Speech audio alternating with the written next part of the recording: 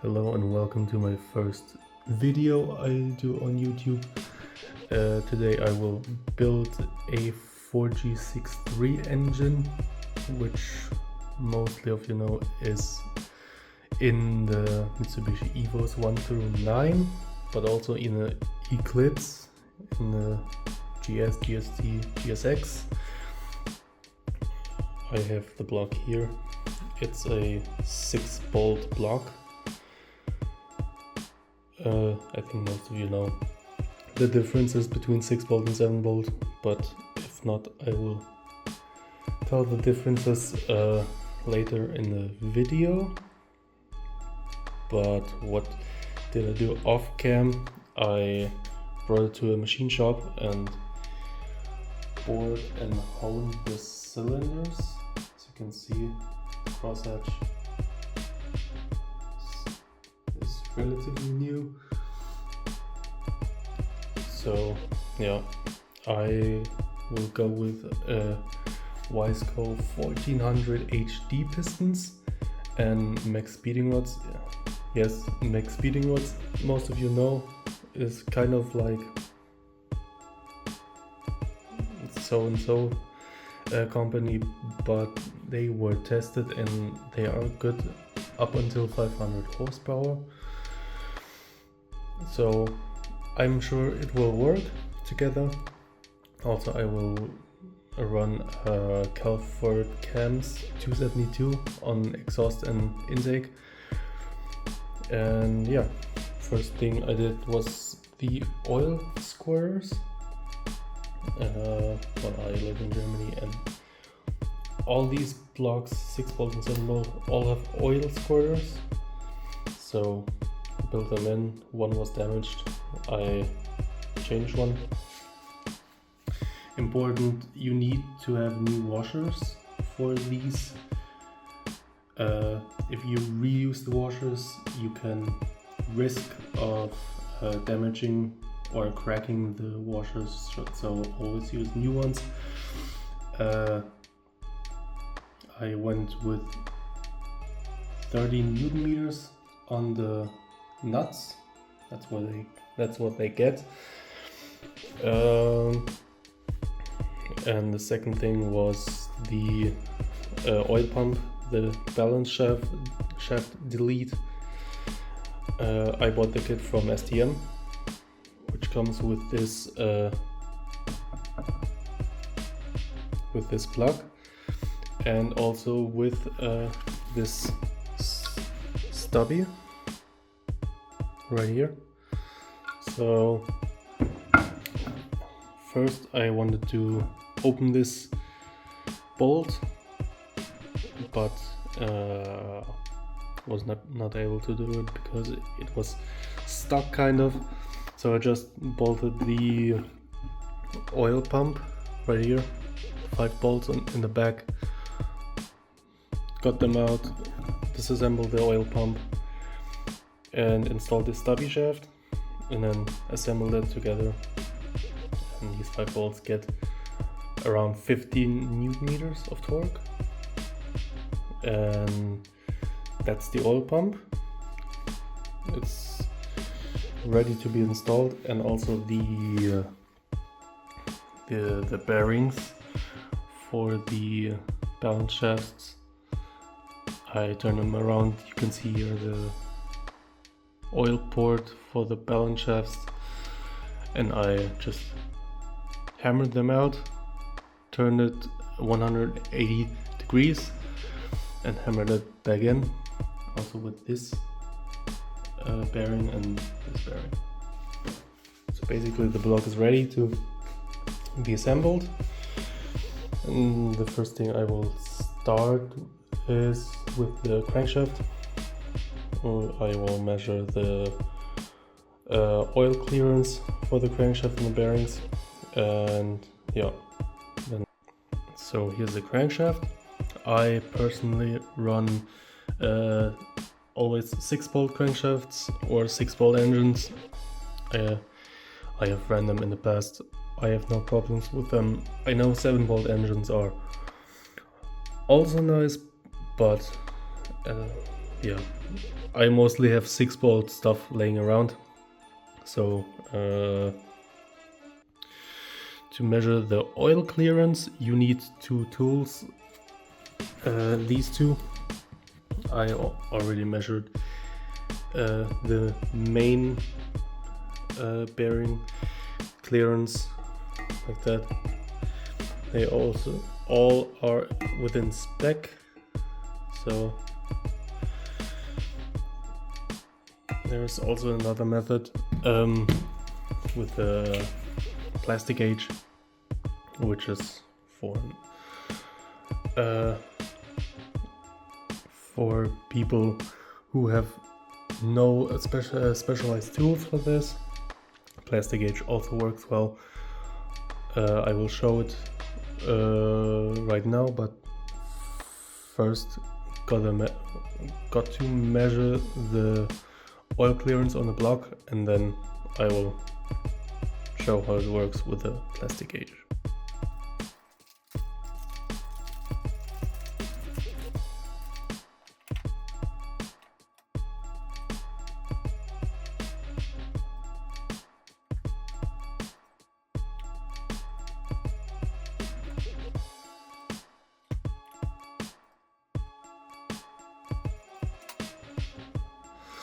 So I installed the main bearings right now. As you can see, the bearings with the oil holes and the oil port, these need to be installed on the block, and on the other side there are these bearings.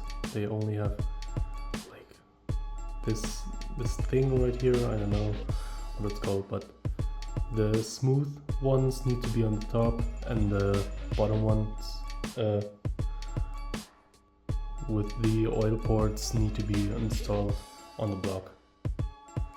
And the bearings I use are King bearings, standard size, but I also went with the OEM Mitsubishi bearings, but I think the King bearings should be enough for this engine.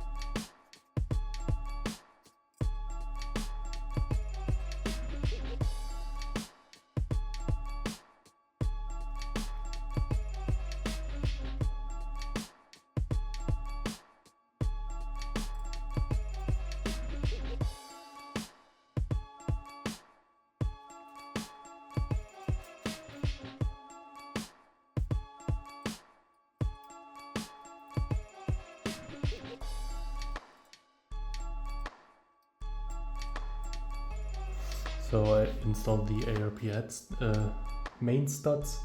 Was quite easy as usual. Always use the ARP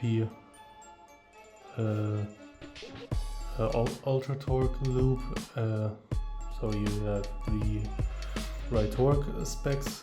And yeah, I will now install the other half of the main bearings, and then I will measure the oil clearance, and then if the oil clearance is right, I will install the crankshaft, and then we will see what we do next.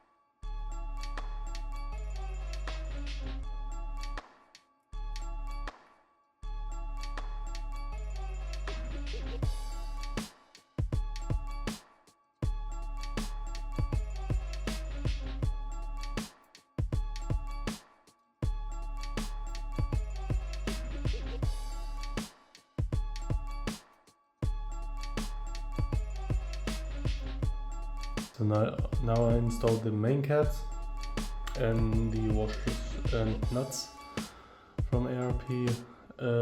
Important, always use the ARP paste.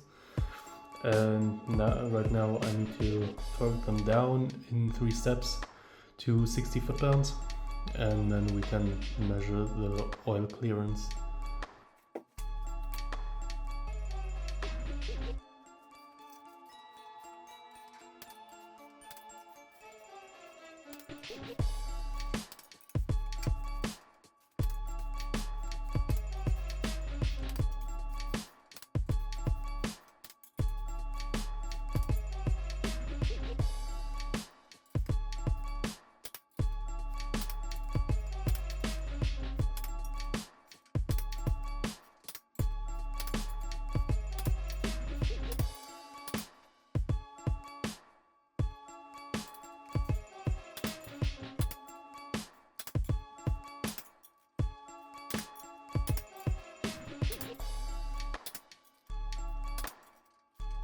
We've torqued down the nuts,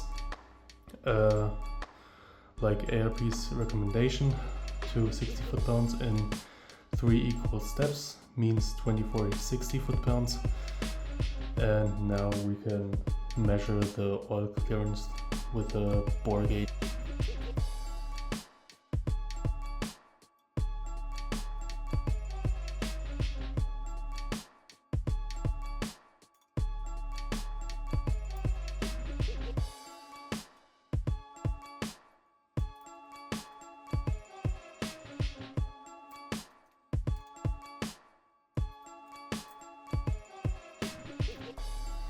So as you saw, I measured it with a bore gauge, and unfortunately on the last 2 main bearings I couldn't fit the bore gauge because it's too short, but as the crankshaft is all equal on the main bearings, I think it will be alright. And the measurement was around 1/1000th of an inch, which is within spec, because it needs 0.008 to 0.002 inches of oil clearance, and that is well within spec. So I think the crankshaft can be installed finally. But I will also show the plastic gauge method, how it works, and we will see if it is also as accurate as a bore gauge.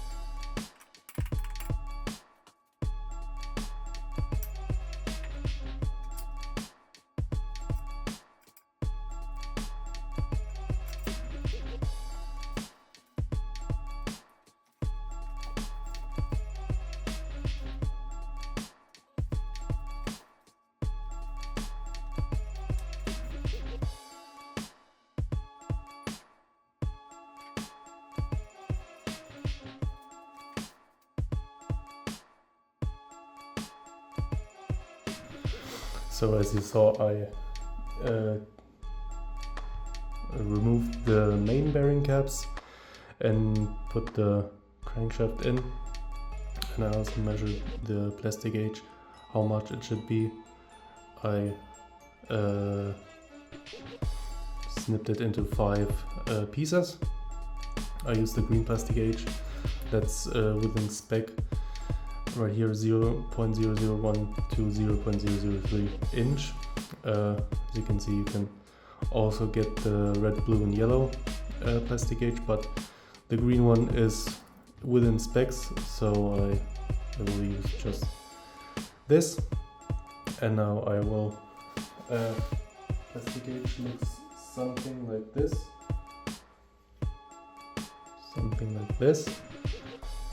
It's a really thin strip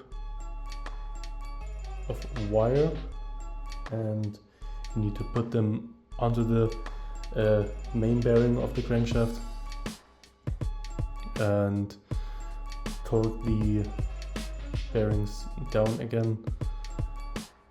And it's important that you do not turn the crankshaft, or it will ruin the measurements.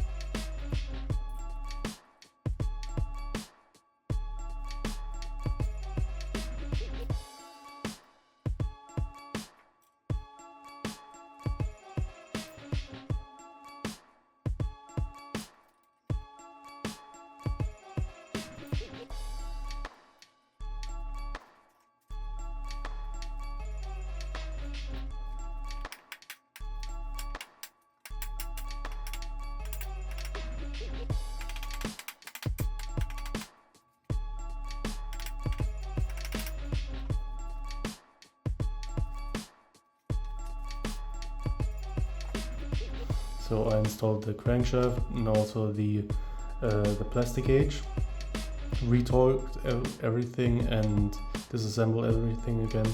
And as you can see, you have this wax strip clearly shown here.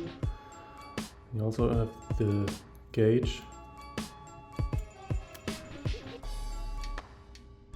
you can see, it's a bit thicker than 0.002 inch and a little bit thinner than 0.0015 inch. So it's well in range. As you can see, it's well in range. So we can assemble everything. On the other bearings was around the same. And as I assemble, also a main girdle will be installed. I will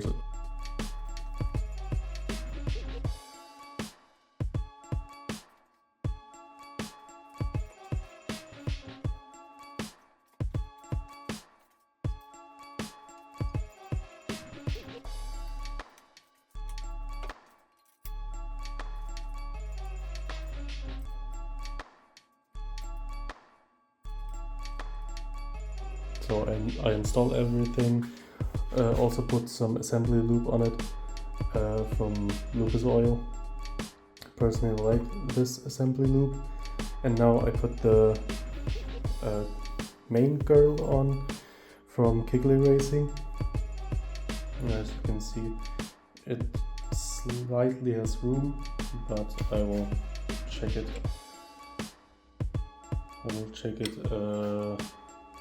Off cam a bit and decide if I should take away some stuff from the block or not, but it fits, looks nice, I'm happy with it. Gonna bolt then everything together and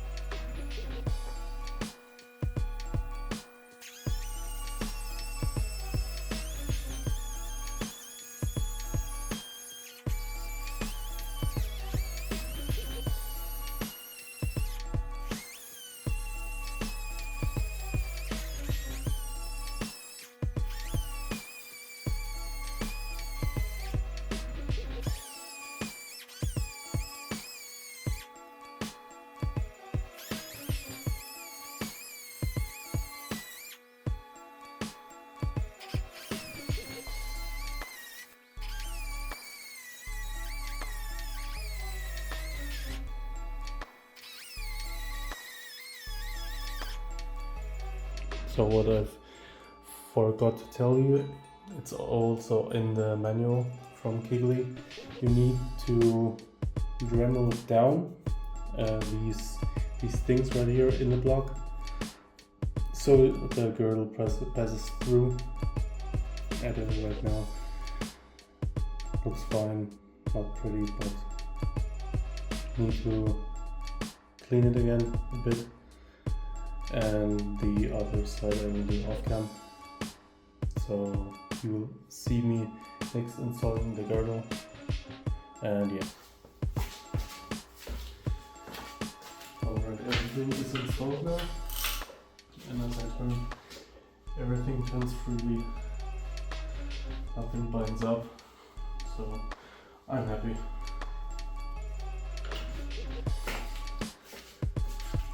So right now we will install the pistons. I have here the Wiseco 1400 HD pistons. They're a bit used, well, only ran 500 miles or so, came from a good friend. These are the conrods, these are brand new. I also marked them which piston will go into which cylinder, also measured the piston to wall clearance. They're all around, they need to be around 0.004 of an inch, and yeah, they fit all pretty nicely. Just need to get the rings, and so there's what you need to get the rings. First up, this tool, I don't know how it is called in English, so I think you know this tool. Then you need obviously piston rings, and then this professional ring gap tool, so you can get the rings accurately. You can do this with a normal file, but I decided to go with this one because it's more professional and probably easy.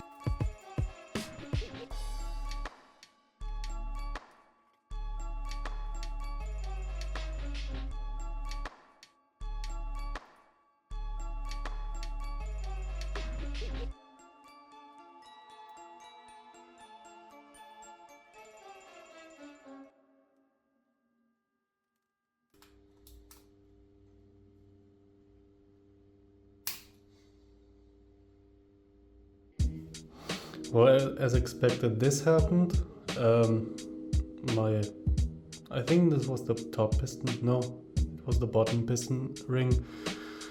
Just broke off as I wanted to take it out, but well, the oil rings are still inside. I think they are good, but as I measured the top and bottom piston rings, the gap was too big, so I don't care that it broke. So I still need to order some new piston rings from Wiseco. I think they have some in stock. Maybe not, I don't know. Yeah, I need to see how much they cost and how long they will be delivered. So as I saw that the piston ring gaps were way too big and still fucked up, getting the piston rings out and breaking one of them, I decided to install the oil pump. It was pretty easy. You have these M8 bolts and one M10 bolt. The M8 bolts get 15 foot-pounds and the M10 bolt gets around 20 to 25 foot-pounds. So relatively easy. One thing, the seal on the crankshaft, always put it after you install the oil pump, because if you first install the seal then install the oil pump, it may be that the inner seal will stick out and you lose the spring inside it. Also install the pickup tube, also with two M8 bolts, also get 15 foot-pounds, and with the ARP bolts you need, or studs, you need to take out the one nut and then reinstall it and tighten it down to 60 foot-pounds again. and well, they're solid, nothing moves, so I think it will be alright. I ordered the piston rings for the Wiseco pistons for a full set of 4, around $140. So I will see when they arrive, and then we can install the pistons again and gap the rings correctly. So after 1 day, the piston rings came, which was pretty fast, all made in Japan, all from Wiseco directly, and these look like this. You can see you have a kind of code stamped into there. Pretty important is that this code need to face up when you install the pistons, not the other way around. So yeah, also with everything there is a data sheet with everything, how you need to calculate everything and what the ring gaps should be. I'm going with street motor turbo, so I will be orientating on these two values, and yeah, hopefully everything goes fine right now. I will also weigh the pistons and the rods to match them together so that everything will be balanced and works fine. So right now I've measured everything again, the piston diameter and the piston to wall clearance. Right here you have the diameter of the piston, then the piston to wall clearance could be a bit better made from the machinists, but I will work with that. The final numbers and then the calculations I made with this paper from Wiseco. I got these values for the ring gaps, everything the same for the first and the top and the second ring. So I will install the rings, and then we'll gap them to size if necessary, and yeah.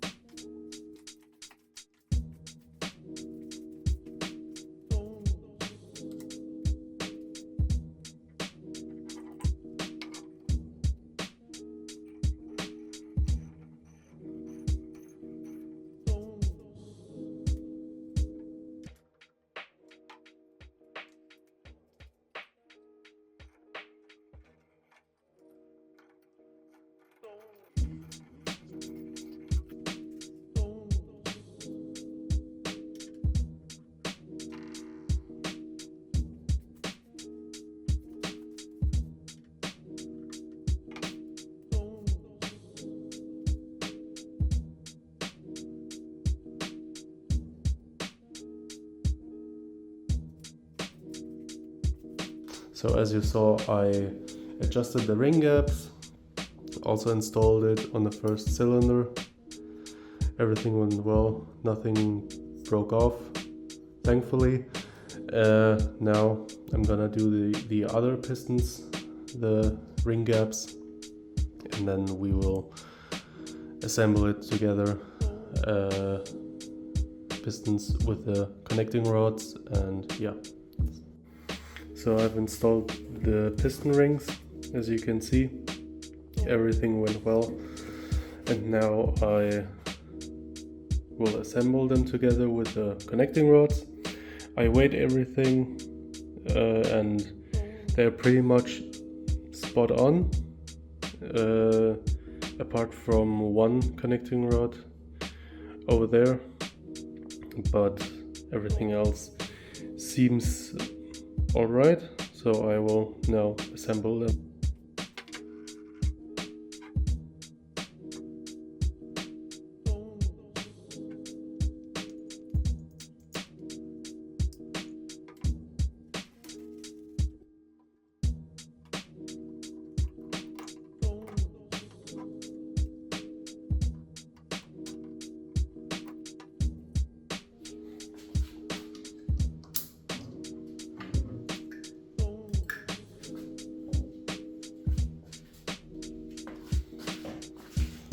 That's how it looks like assembled.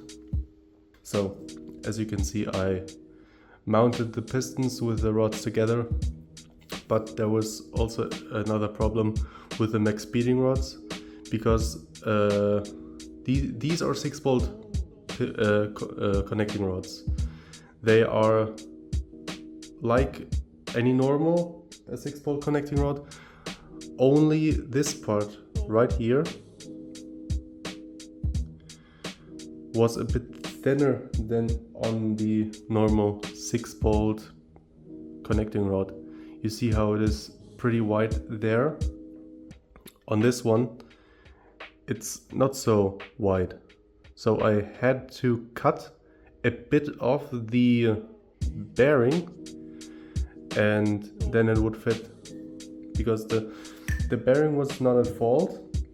The bearings are normal 6-bolt bearings from King bearings, but the connecting rods are kind of not made correctly. So as you can see, these are pretty wide. This is a stock cap, connecting rod cap from a 6-bolt engine. You see how it is pretty wide there. I think also on the 7 bolts it's wide right here, but on the max speeding rods it's just about right here. They're pretty thin, and I don't see a problem with cutting a bit out, because as you can see it is pretty deep, so I think it will not use this part as a bearing. It will just run free, the crankshaft will not touch it anyhow, and I don't think there will be a problem. So I did it to all 4 bearings and connecting rods, and now we can finally install the pistons with the connecting rods. I hope there will be no problems, because I don't have time for these problems. I'm sick of it, really. But I think it will be everything will be fine. They will fit, everything will bolt up, and yeah.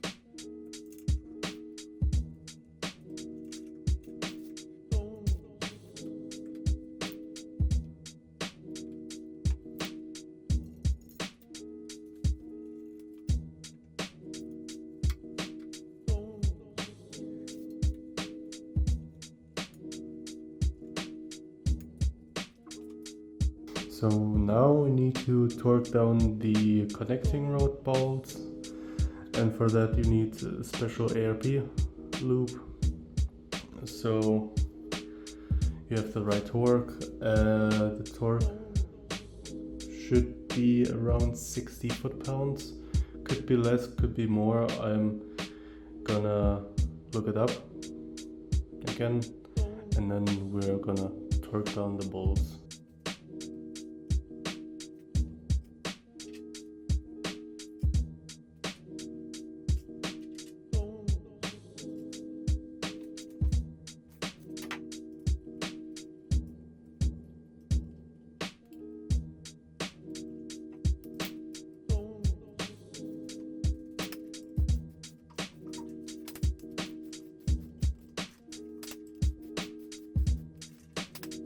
So now I've installed the pistons, everything went fine. Also the engine turns fine, everything, crankshaft with the pistons and connecting rods. So everything is good, and in the next video we will be assembling the cylinder head and maybe also degreeing the cams. And yeah, see you next time.